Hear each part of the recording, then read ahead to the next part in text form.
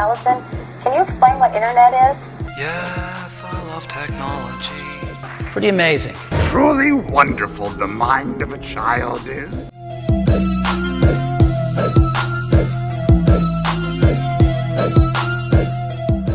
Hey guys, Mr. Ogden here. Today we're going to do InfoGRAM Part 2. We're going to be looking at our attendance and grades for the past 3 years. So step 1 is to watch the tutorial video and we'll go from there. I'm going to go much faster in this tutorial because I know you guys are already familiar with InfoGRAM. So you'll be using the InfoGRAM website and also Atlas. So first log into InfoGRAM. Once you log in, click chart or graph. Do column and do a column graph. You're going to log in and title this 2016 2017 grades and attendance. Once you do that, you're going to log into Atlas, so go ahead and do that. Once you log into Atlas, you're going to click on grades, and then you're going to click on historical grades. Once you click on historical grades, for the first graph, you're going to use 2016-2017 grades. So I'm going to go ahead and set up the graph properly. So I'll go ahead and go back to InfoGRAM. The very first thing, and do not forget to do this, is very important. For each graph you make, you need to do one specific thing. You're going to go into the settings, and you're going to type on the x-axis down here, you're going to type -100. Y-axis will be 100. I'll explain why later. Go back to editing. This is going to be your grades, so go ahead and delete everything. So if you notice, I titled B1 right here, grades, and then A2 plus ELA, arts and media, math, PE, science, world history, all the way down. And what you're going to do is input your grades, not the letters, don't do letters. You're going to input the percentage. So you're going to go back to your 2016, 2017, and you're going to go to quarter 1. Remember we went to historical grades. So this student got a B, C, B, B, A, B, and A. Don't worry about the pluses or minuses, and here's what I want you to do. So those are the grades that she got. So let's go back to our InfoGRAM. So she got a B, C, B, B, A, B, A. So a B is 80%, so just put 80. C is 70, so put 70. And then BB, so 80 and 80. And then ABA, so an A would be 100. Anywhere between 90 and 100 is an A. So the student got an A in PE, a B, so 80, and then an A. So those would be the student's grades. So down at the bottom, you're just going to double click on the bottom left, and instead of titling it sheet 1, you're just going to title this grades.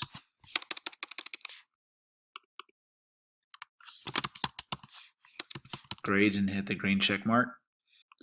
So now after you title the sheet, you're just going to hit the plus sign, add new spreadsheet, and it says sheet 2. Double click and you can title this attendance. And now we need to delete all of this, highlight it, and just press the backspace and title B1 attendance. I'm going to show you what you need to do for the attendance on Atlas. One last thing about the grades. For 2016-2017, we did quarter 1. For the previous 2 years, you're going to use quarter 4. So for example, 2015-2016, quarter 4, use those grades. And then the last year prior to that, 2014-2015, use quarter 4's grades as well. For attendance, click on attendance. So we have all this information at the top that we're going to be using. So we're going to be titling these on our graph. So truancy, status, excessive, excused, excused absences, unexcused absences, excused tardies, unexcused tardies, and daily attendance rate are all the numbers we're going to be using. I'll explain more about those later. So first one, truancy status. You're going to go to your graph and title this truancy status as well as all the other ones. You should have 2 all the way to 8 titled. So truancy status all the way to daily attendance rate. Now basically these all are negative things or bad things. You need to be at school. It's important to be at school. So make sure that when you input these numbers, we're going to put a negative number, except for the bottom one. So for example, truancy status.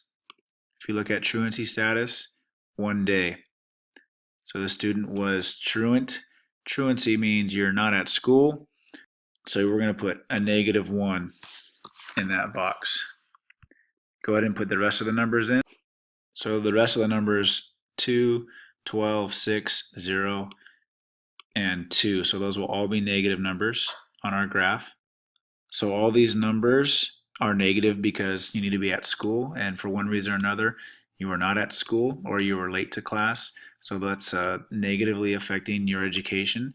So that's why we put negative numbers. If it's 0, just put 0. The daily attendance rate, that's the percentage of time you're at school. So whenever we are in school, what percentage of that time were you at school? So that's a positive number.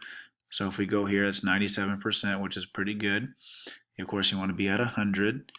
So we go here and just write 97, and that's the only number on this chart that will be positive. When you're done with that, close out the white X. It saves automatically. Now for 2016-2017 grades and attendance for this student, here's the student's grades for all of her classes. And if you click on attendance over here, now you see the negative effects. So basically, the more color you have down here below the line are negative, the worse off you are. You want to have this bar, your daily attendance rate, be all the way at 100%, and that would directly affect your grades. So now, if you go back to Google Classroom, it says that you need to do the last 3 years of attendance and grades. So now you'll go back and create another chart and do the next 3 years, or the previous 2 years. So now I'm going to show you a really cool trick because we need to do our 2 previous years as well. So what you need to do is click on the chart, and then you can press this button right here, duplicate. And now we just duplicated our graph. Now we need to put another title in here. So if you click on the text and drag the title, click and drag right in there, you have our title. So now we can do 2015, 2016 grades and attendance. And then when you click on this chart, double click. Now your settings should be the same, -100 to 100. Edit data. Now you can go back and correct all of these. And then you can click on attendance and correct all of those as well, because those will be different numbers. When you're done, you need to answer the questions on Google Classroom, and they need to be at the bottom of your chart. So click on text again and do one of these paragraph ones. This one right here is good. Drag and drop. So drag and drop it down here. Insert, let go. Go back to Google Classroom. Copy and paste the questions 1 through 7. For this one, you need to have 250 words or more for full credit, including the questions. Hold down Control and press C. Go back to InfoGRAM. Double click in the box.